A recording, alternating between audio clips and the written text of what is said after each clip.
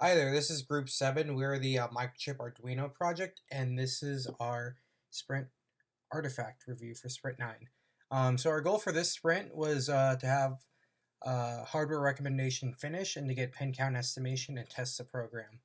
To show you, I do have one program to show you, however, we did split it up into two parts.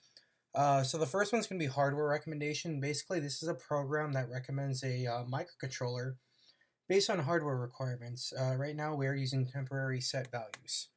So if we go ahead and run this command right here in the terminal, it will read from a file and then give out the recommended hardware.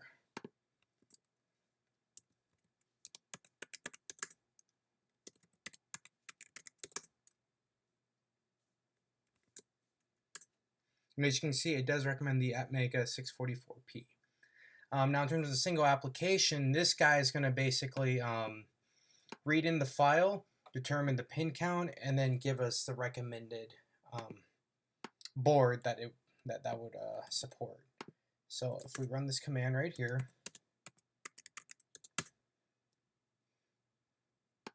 and then we'll go ahead and call the blink.ino file, which is the file that we were testing.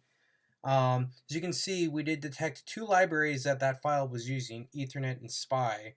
And then we also do have a question for the user, and that is the pin requirements are estimated as 9. Is this correct? Yes or no? And basically, we added that to ensure that we are correctly estimating the right amount of pins. The user will basically make that determination. In this case, we'll say yes. And as you can see, it does detect that the program is blink.ino, the size of the file. Analog pins is at 0, digital pins is at 9, and the recommended board is at tiny 817. Now, in terms of our retrospective, basically we did meet most of our goal, but not entirely. We do have the actual application working based on memory and pin count, and we did have the hardware requirements. However, we are only using temporary values as of right now.